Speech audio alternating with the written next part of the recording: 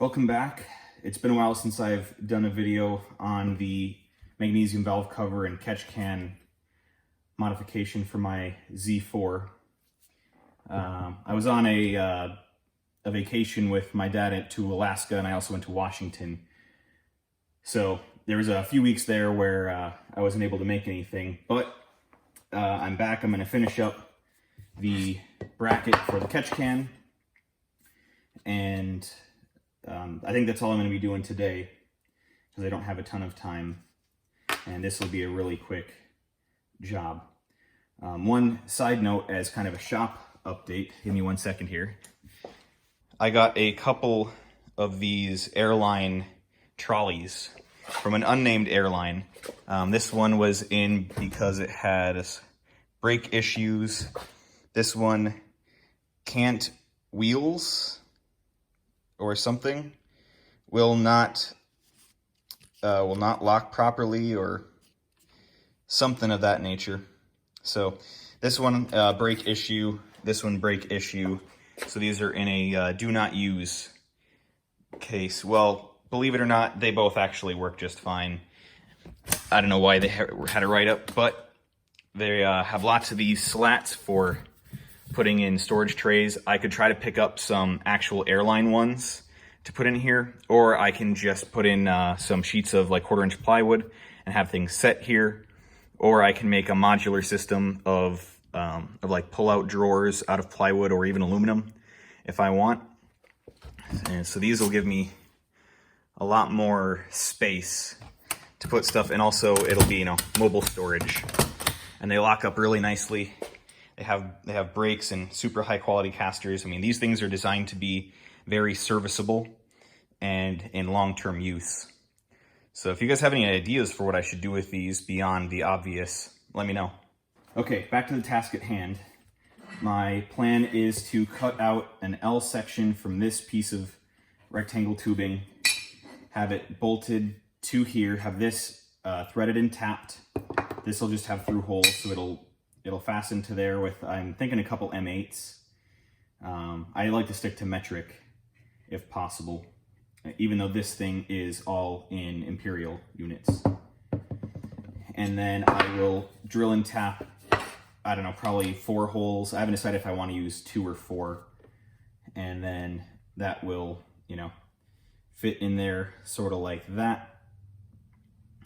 What I could do theoretically is just use another L section from here. But that's going to be way too big, and this thing is already oversized for what it needs to be. So I'm thinking just lop a chunk off here of this width, and then do a slice this way, a slice down here to get, the largest portion of this profile that I can, and then drill some holes, drill and tap on here, and I should be done. I did figure out for sure that these are 1032. I had the hardest time trying to figure out the thread pitch for these. I don't know why. It's just a major brain fart, because M5 is really, really close to 1032. I mean, they're almost identical, but M5 is just a little bit wider on the major thread diameter for the male, and a little bit, I guess, larger on the female minor diameter. Sorry, major diameter. But 1032 for that. And so let's get right into a time lapse here.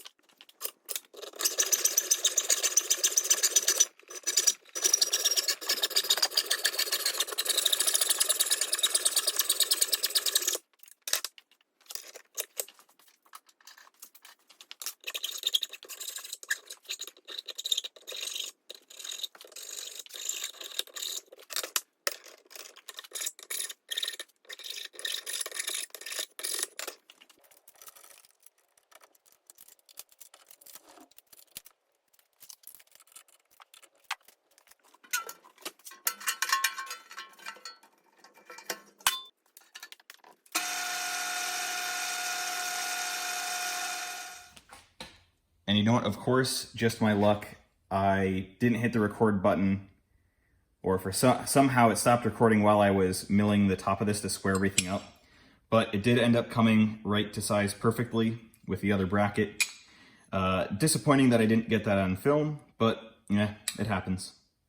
So the next step is to drill and tap 2 holes here, drill 2 through holes here, and then I might just go with 2 holes on this, but I would really like to go with these 2 and those 2. That way I have as much rigidity along this axis and this axis as possible. I would like to have 3 bolts holding this together, because when you have 2 fasteners on something like these 2, you're only going to hold it rigid to move along this plane. But if I have a 3rd fastener up here, it would lock it in, or sorry, when you have 2 fasteners, it locks it into an axis. In this case would be this axis. But if I have a 3rd fastener here, it locks it into a plane, so it can't move at all.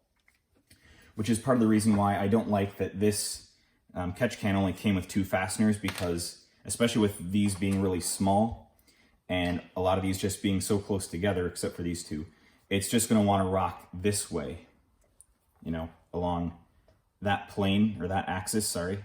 But if I have 2 here and 2 here, it's going to do a lot better job at keeping it rigid and not floating around. Another option would be just to use 2 of them, then put 2 small O-rings there and then tighten it up, so that way it's sort of rubber isolated, and make sure you use some thread lock so the fasteners don't back out, and that would keep it from rattling itself to death. But I mean, this thing is such a simple part, I don't think that's a concern. The other thing to think about is the order of operations. I am not a machinist, obviously, but like Adam Savage said in one of his most recent videos, he considers himself to be a machine operator and someone who tries to strive for a little bit of precision. I don't need or really want precision with this, it's just not necessary. But I think I want to take at least a machinist's approach to this with how I want to drill all these holes. It would be so easy to, at this point, just say, all right, I got it to size, I'm gonna cut it into an L shape now. But just think about the work holding problems that involves. Like if you remember when I made this, trying to hold this in such a way where I could drill these holes, you would think, you know, just clamp it here. But then when I try and drill these holes, the whole thing is going to want to flex down this way. So I think the last thing I'm going to do with this is cut it into its shape, because while it's still a rectangle, I still have easy clamping to keep everything square and rigid. And there's nothing preventing me, or nothing about this shape prevents me from drilling the holes that I need to drill. I can drill my 2 larger ones for M8 here, and my 2 or 4 smaller ones for the 1032 up here. And then once those are done and chamfered and everything, then I can just chop it off and smooth everything out. So rather than rushing into cutting it up, I'm going to drill some holes first. I'll have to kind of ponder for a few minutes how far apart I want them on here. I might just stick with this spacing because I already have it in place and it's easy. But I also want to consider that since I'm going to be bolting it in, let me grab a fastener here. I'll just use this for example. Since I'm going to be bolting it in from this direction, I need to make sure that I can, or that the head of this fastener won't interfere with the profile of the can. Let me draw that out real quick.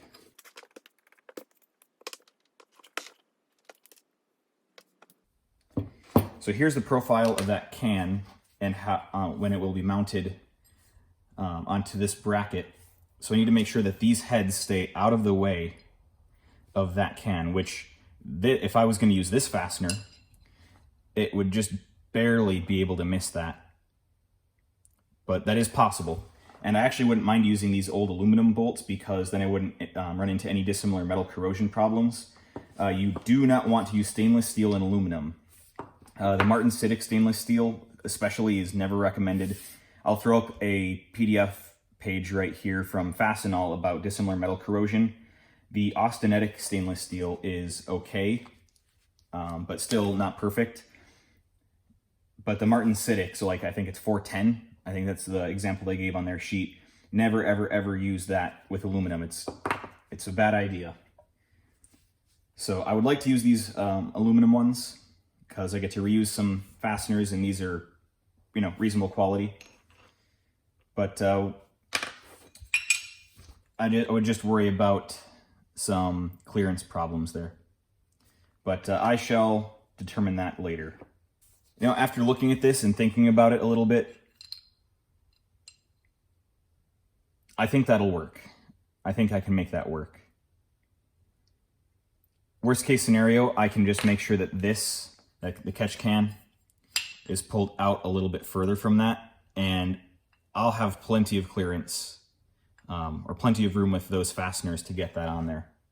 So I think that's the way I'm gonna proceed with this. So the flange on this bolt here is just a hair under 19 millimeters, so I'm just gonna call it 20 to give myself a little bit more room. And then I will inset these about 10 millimeters in from each side.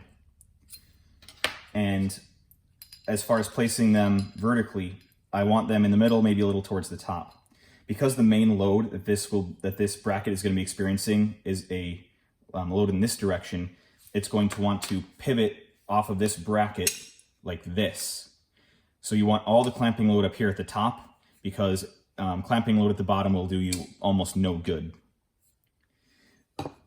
But I don't want to put them too far up because it'll be harder to access up there and it won't maybe look quite as good.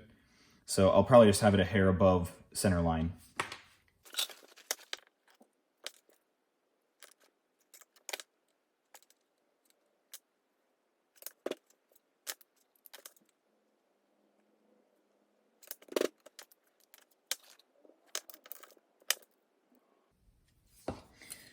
So after looking at this here, they're about 15 millimeters down from the top. So I can match that on this side being 15 millimeters down from the top of this bracket and 10 millimeters in. And that'll give me a nice match from one to the other. If they're a little misaligned, I plan on just oversizing these holes a little bit anyway. That way, once it's on there, I can move it about a little bit and then clamp it down tight.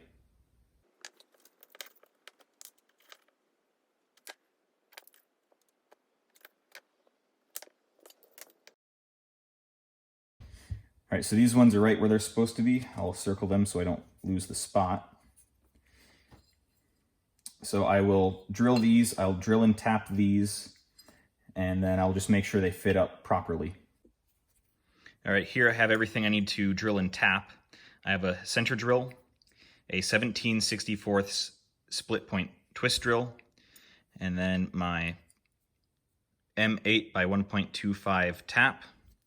And then again, here's the fastener that I'll be using, which is an aluminum M8 by 1.25. This nice thing about the split points here is, if I can catch the focus and the light just right, their marketing claim to fame is that they don't need to be pre-drilled, but you always want a center drill if you can anyway. These, by the way, are the worst center drills I've ever used. Don't buy the cheap ones.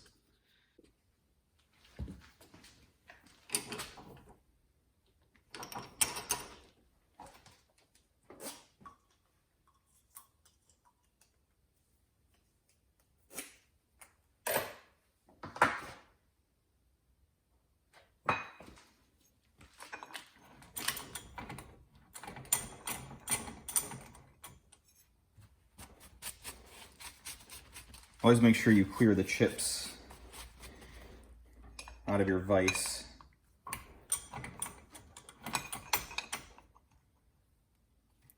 I don't like doing this simply because as I put pressure down, it's just going to want to sink that. I could try to use, I should be using parallels here, but they're inside the house, not here out here in the shop, and I'm feeling a bit lazy today, so I think this will suffice.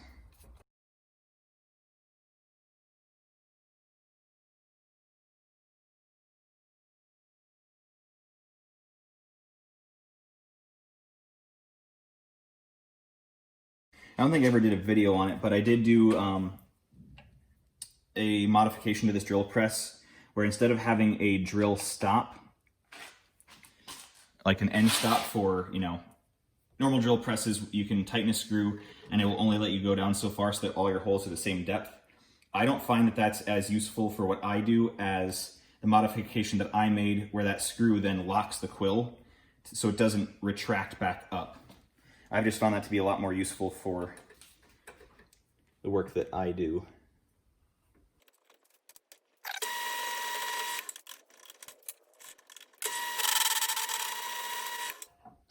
That chatter wasn't too fun, but once it started cutting, it really makes you appreciate some nice twist drills. Also, these are the stub length. I try to avoid the jobber and long length if I can. I always like going with the shortest possible drill just for the sake of rigidity. So I'm not gonna power tap this. Well, you know what, I'm gonna risk it. I'm gonna turn this thing on, turn it off, and then dump it, you know, dive it into the material.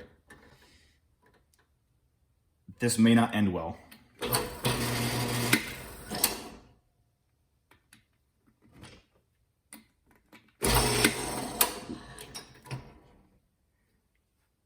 Hopefully that's square. I couldn't seem to find my better tap wrench, so I'm just going to use this junky offshore one.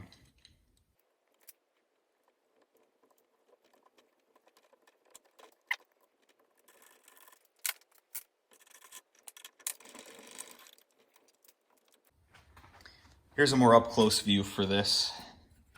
Hopefully it'll be better than the last video I had.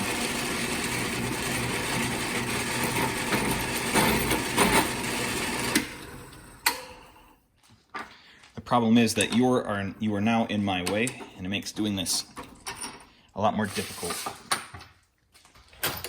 In case I didn't mention it before, or in case I misspoke, these are 17/64ths. And that is the proper tap size for M8. I use the term proper tap size loosely because you're supposed to use, the way to figure out the tap size for metric, here I am, is take your thread pitch or take the nominal size of the fastener and subtract out the thread pitch, and that's your tap drill size. So let's say this was M8 1.5. You take 8 minus 1.5 and you would get 6.5. Yeah, you get 6.5. So 6.5 millimeters would be the tap size for M8 1.5. So this would be 6.75 millimeter drill bit. But since I live in America and I don't have access to metric drill bits as readily or as cheaply, 17/64ths is what works for me. One problem I had last time with the tap is that I forgot to tighten the chuck. So I will make sure to do that this time, and I might get some better results. Something I didn't do actually is test the fastener in the last one. It's a little bit out of frame, but close enough. Oh, beautiful. It's a nice tight fit. Just enough wiggle room to not cause any problems.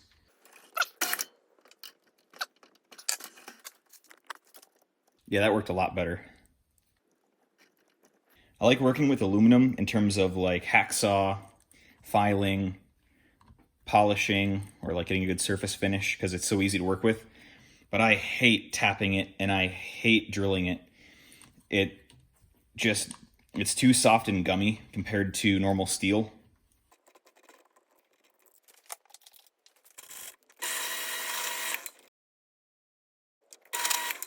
And there we go. Just need to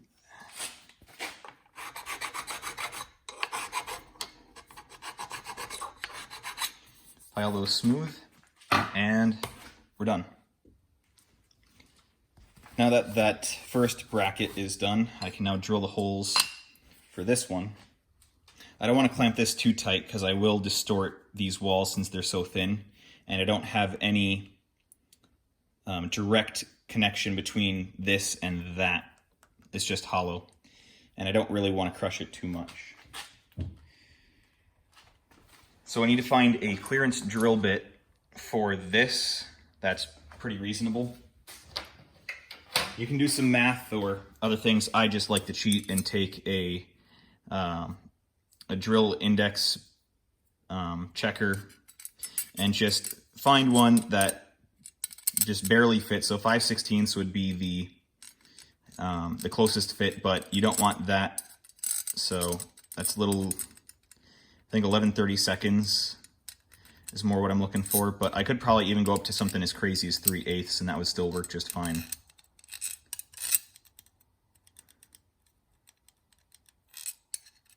I was trying to think of how much room do I want, or how much wiggle room do I have here, and how far off do I think these holes are going to be from the other ones, because they're not going to be perfect.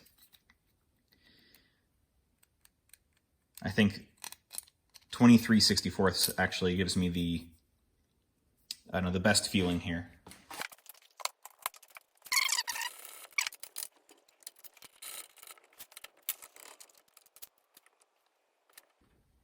All right, I'm going to chance this one without pre-drilling it. I will probably regret this as well.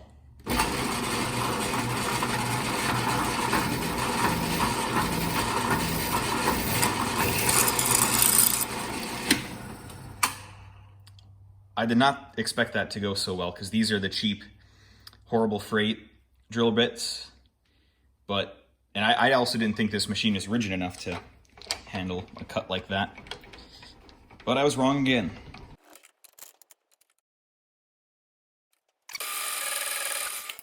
Let's check the fit. Perfect. I like that. So let's check out how that fit came out. I'm just going to try and line up the holes by eye the best that I can.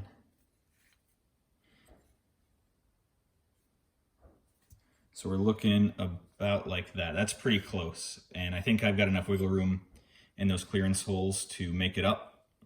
If not, a little bit of handwork can smooth everything else out.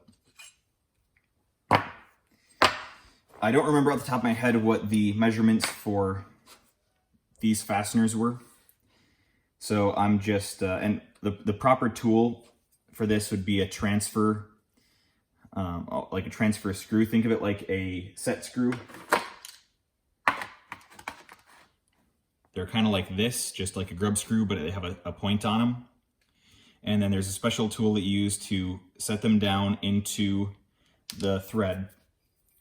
And then you'd put however many in you need, flip it upside down, whack it with a mallet, and then that would transfer this pattern onto here, and you just drill it out. That's the easiest way to do it. I believe Mr. Pete 222, aka Lyle, he has some videos on that process that I thought were very helpful. I'm just going to have to do it the old-fashioned way of measure and hope it's right.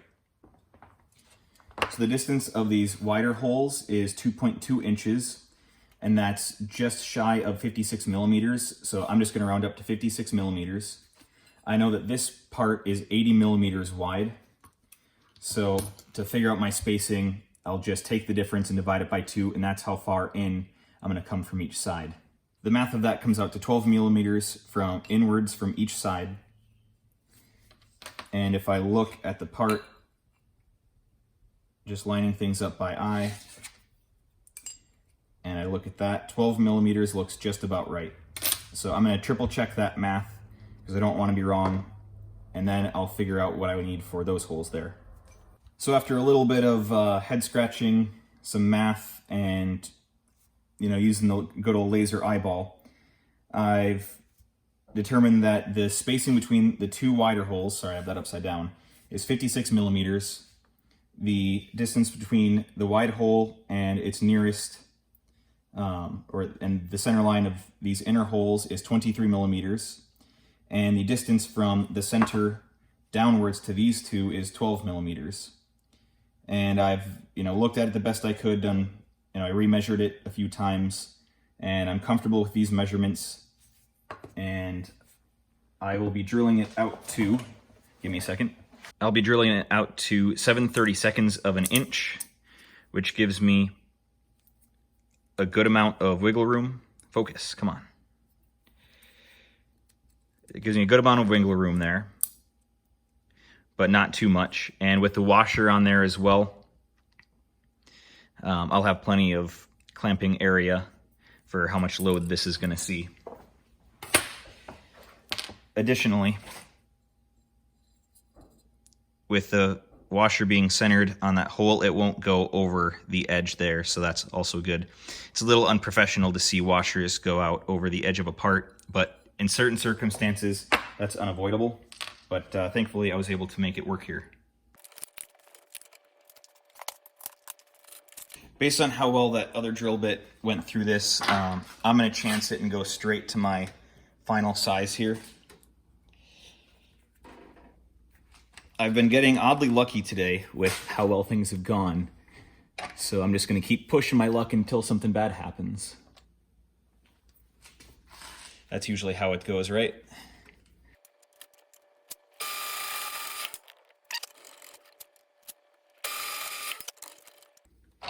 I did end up moving the inner holes a little bit inboard, and inboard actually both directions, so more towards the center of the part, just by about 1 millimeter or 2.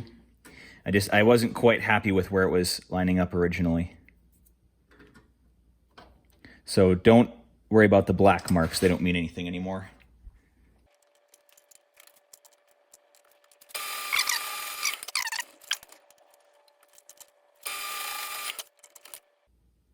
I think it looks all right. Let's see if it fits. It's hard to tell at this point exactly, but the best that I can tell, that is going to line up. So when I line that one up, you can almost see the ones in there lined up. It's really tricky to see. So the only thing now really is just to crack this thing in half.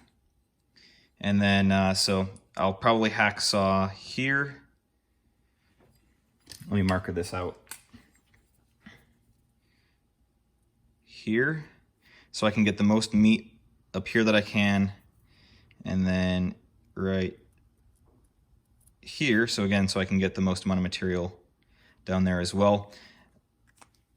I'll be hacksawing that, and I'm sure you guys are familiar with the accuracy of my hand saw, or the accuracy of me and a cheapy hacksaw.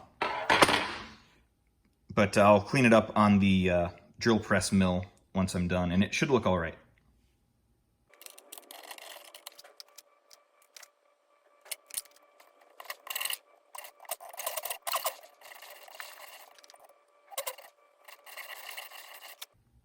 The reason why I'm doing this the most difficult way possible is because I want to make sure this line stays straight and doesn't, wander and cut half of this piece off.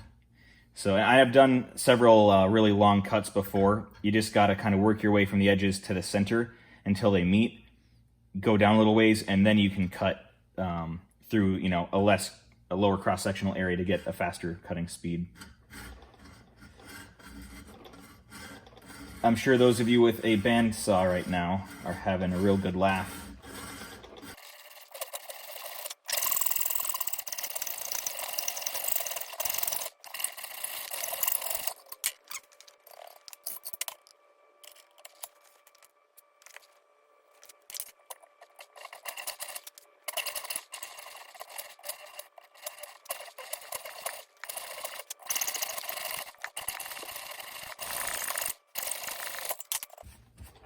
For whatever reason, that side felt a lot faster.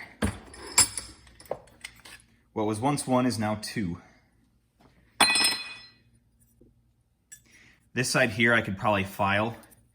This side has a bit more of a lip on it, so I'll probably want to mill that if I can.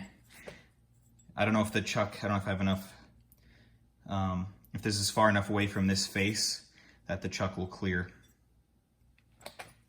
But I'll check that.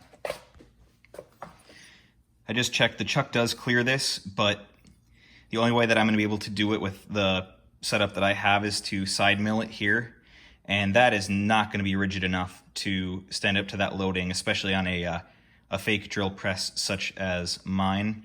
So I'm just going to file this all off camera because I don't want to bore you people to death. You're probably all bored already. So I'll be back and this will be finished.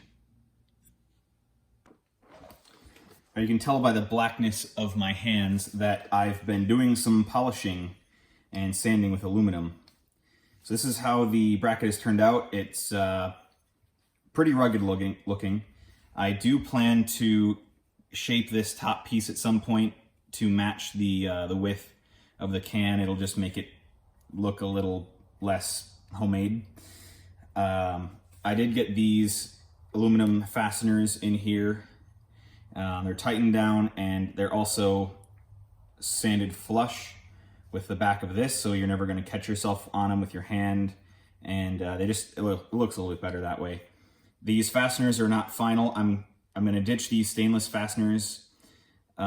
These are just placeholders because I don't have any more of these. I'm going to probably either get some black oxide. Well, yeah, I'll probably get some black oxide ones. One's basically just, you know, normal cap screws, or maybe even button head, but non-stainless button head. I think that would look the best. But yeah, other than that, this part of the project is complete. This video took probably a little bit longer than I thought it was going to because I decided to film more than just doing a time lapse. But yeah, I'm happy with that. I would say I'm proud of it, but I'm happy with it. It'll work just fine for what I need, and it'll be nice and rigid once I have all the fasteners finalized and everything bolted down to the car. So until next time on this project, I'll see you guys later.